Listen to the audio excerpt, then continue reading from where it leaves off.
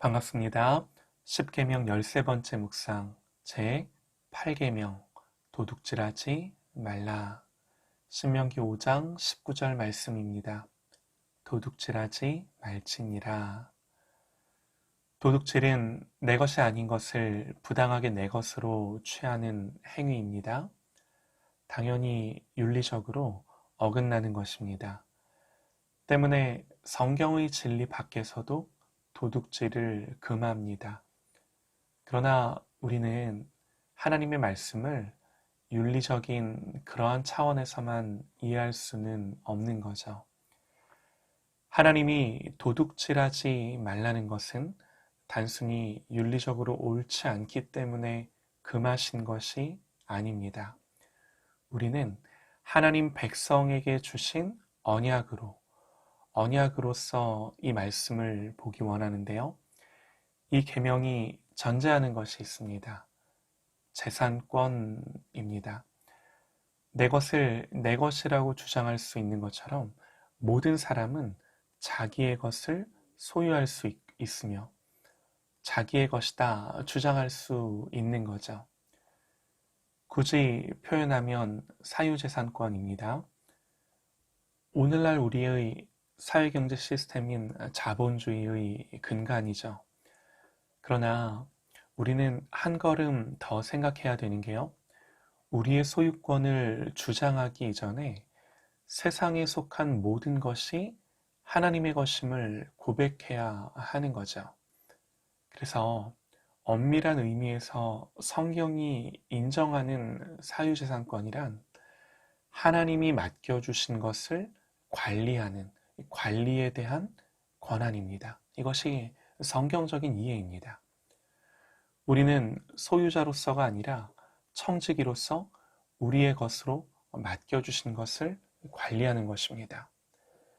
이것은 재산만이 아닙니다. 우리의 인생 전체, 우리의 가정, 우리의 자녀들, 그야말로 우리에게 속한 모든 것들에 대한 이 소유권에 대한 이해입니다.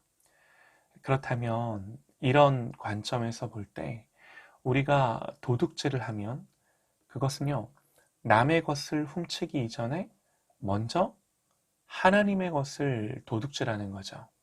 한 걸음 더 나아가 마땅히 하나님께 돌려져야 할 영광을 가로채는 것이고 하나님을 위해 사용되어져야 할 것을 내가 취하는 것입니다. 이처럼 성경은 도둑질을 하나님과의 관계 안에서 하나님 백성으로서의 정체성을 가지고 이해해라 말씀합니다. 한 걸음 더 나아가서요. 성경은 도둑질을 하지 않는 것에서만 끝나는 것이 아니라 에베소서 4장 28절을 보면요. 도둑질하는 자는 다시 도둑질하지 말고 돌이켜 가난한 자에게 구제할 수 있도록 자기 손으로 수고하여 선한 일을 하라 그럽니다. 혹시 과거에 예수님을 믿기 전에는 도둑질했다 하더라도 이제는 주님을 믿고 하나님 백성이 되었으니 그러지 말라는 거죠. 그러나 소극적으로 그저 안 하는 걸로 끝나지 말고 거기에 더해서 이제는 가난한 사람들을 돕기 위해 열심히 수고하고 일을 해라 권면하는 거예요. 전에는 나를 위해서 도둑질을 했습니다. 그러나 이제 그리스도 안에 있어서는 다른 사람을 돕기 위해 열심히 일하고 돈을 벌라고까지 말씀하는 거예요. 삶의 목적이 바뀌었고요. 일의 의미가 바뀌었습니다. 하나님 백성 되었기 때문이에요. 하이델베르크 요리문답은 이웃을 향한 우리의 책임에 대해 이웃의 행복을 위해 내가 할 수 있는 모든 것을 하는 것과 남이 나에게 해주기를 바라는 대로 이웃을 대하는 것과 궁핍한 사람과 나눌 수 있도록 성실히 일하는 것 이렇게 가르칩니다. 그러므로 도둑질의 반대말이 무엇이겠습니까? 도둑질 안 하는 게 아니라 주는 것이고 돕는 것이고 필요를 채워주는 것입니다. 도둑질이 남의 것을 부당하게 내 것으로 취하는 것이라면 주는 것, 베푸는 행위는 내 것을 남을 위해 사용하는 것입니다. 그러나 엄밀히 말하면 이것도 내 것을 남을 위해 사용하는 것이 아니라 하나님의 것을, 이웃을 사랑하라는 말씀 앞에서 사명으로서 감당하는 것이기에 당연한 것이고, 그렇게 쓰지 않는 것이 하나님의 것을 하나님의 뜻대로 쓰지 않는 것이기에 결과적으로는 하나님의 것을 도둑질하는 것이 되는 거죠. 이것이 성경의 가르침입니다. 그래서 바울은 주는 것이 받는 것보다 복이 있다 말씀합니다. 왜요? 이것이 하나님의 뜻대로 행하는 것이기에, 하나님의 말씀 앞에서 순종하는 것이기에 그러합니다. 우리는 하나님 앞에서 도둑질하지 않기를 원합니다. 이 말씀 아래에 우리는 이 8계명도요 자신이 없습니다. 우리는 다 도둑놈인 거죠. 하나님의 것을 훔친 겁니다. 성경은 도둑질이나 탐욕을 부리는 자나 술 취하는 자나 모욕하는 자나 속여 빼앗는 자들은 하나님의 나라를 유업으로 받지 못하리라 말씀합니다. 그러나 우리가 도둑질했는데 모든 형벌을 주님이 받으셨습니다.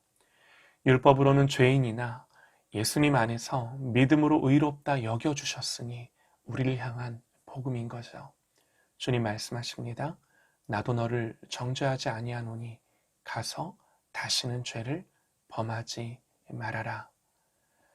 우리가 예수님의 은혜로 하나님 백성 되었으니 백성으로 살아가는 저 여러분 되시기를, 이 하나님의 말씀 앞에서 순종함으로 살아가는 하나님 자녀 되시기를 간절히 소망합니다.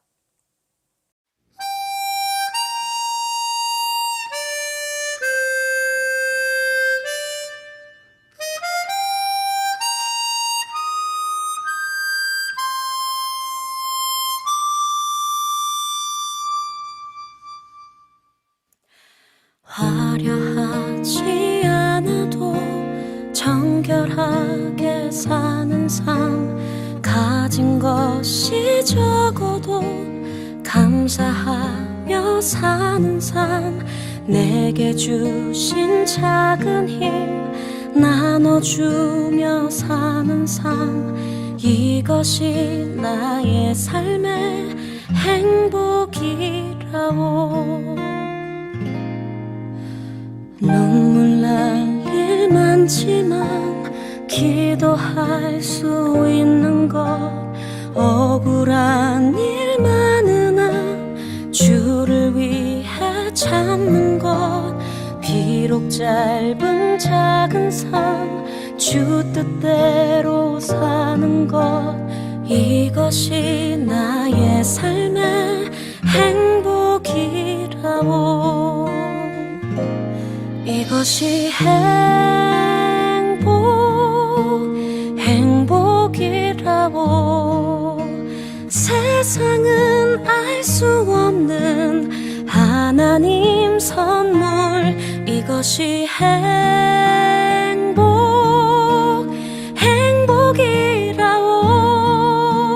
하나님의 자녀로 살아가는 것, 이것이 행복이라고.